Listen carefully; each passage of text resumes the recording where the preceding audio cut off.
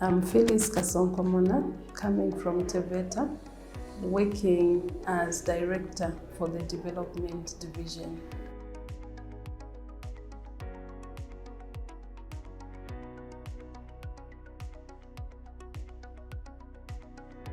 This workshop basically is looking at the syllabus development for the heavy equipment repair.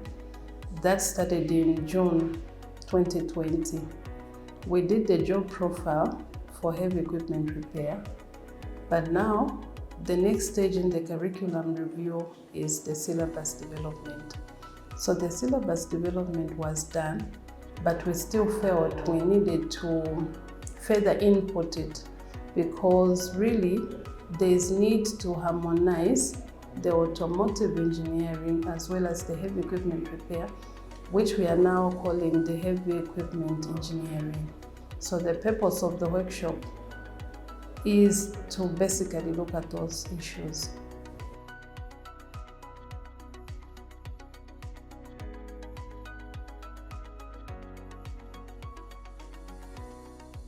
The collaborations that we've had with other stakeholders and industry as the main player will really give us a curriculum that will be relevant to the needs of industry. If you look at the reason why this curriculum for heavy equipment repair is being reviewed, it's because of the skills gaps that have been identified by industry. So the reviewed curriculum will now input those skills gaps that industry had identified. So modern technology has been embraced in the new curriculum.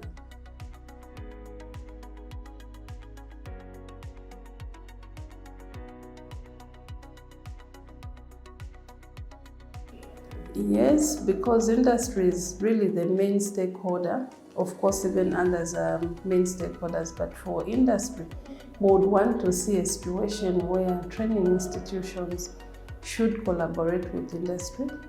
Industry should also give chance to the trainees for purposes of industrial attachment as well as internship. We would also want industry to help out with the lecturers because if you look at the curriculum, you will realize that it has responded to modern technology. Therefore, even the trainers that are in these institutions may not have the skills that this curriculum will demand for. So we also hope that industry can accept these trainers as guest lecturers so that they visit industry as well as they are also teaching the students.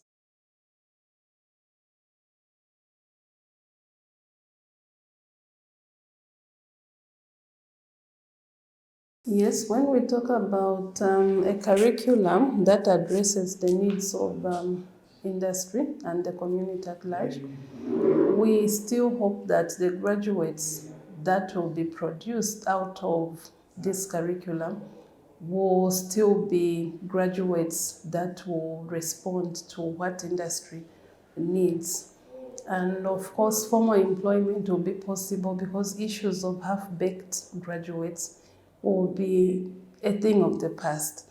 And then with the modern technology that has been incorporated in the curriculum as well as entrepreneurship, the graduates may also go into formal employment where maybe they can establish their own enterprises because the opportunities out there will still be for the industries that will have the modern technology, and students, the graduates, will still be able to respond to that modern technology.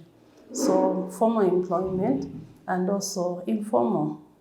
The informal sector can still be activated through entrepreneurship by the students who may establish their own enterprises.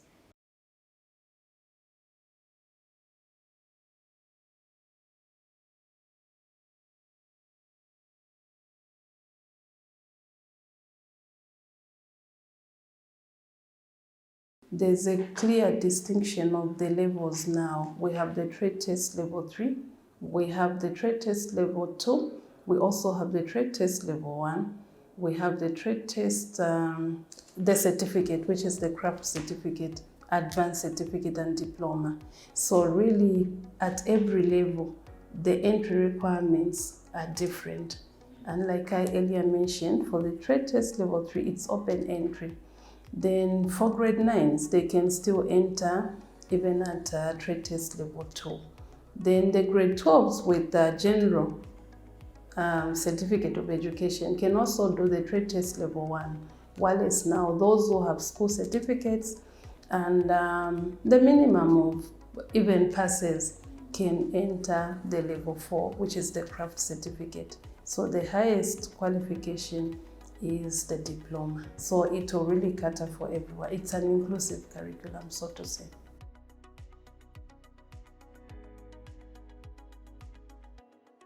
Well, as it were, when the curriculum is reviewed, definitely the existing members of staff will need to be upskilled so that they can also meet the demands that the curriculum is really now demanding.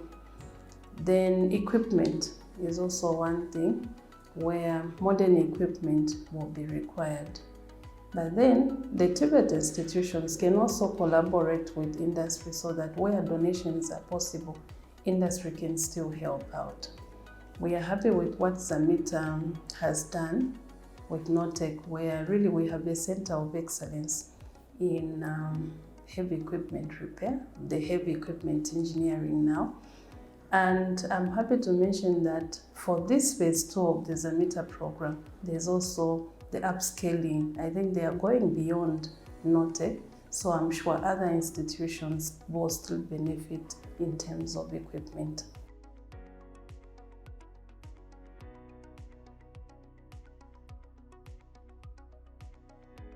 For curriculum, I'm sure you will agree with me to say a curriculum will always respond to the needs of society. For now, yes, the curriculum has responded to the needs of the society where industry, the trainers came together and put up this document. But we are saying this will not be static. Basically speaking, a curriculum can last for 4 to 5 years before it is reviewed. But again, a curriculum will still be monitored and evaluated, and during the processes of monitoring and evaluation, issues that may come out of the 2 processes may still demand that a curriculum be reviewed.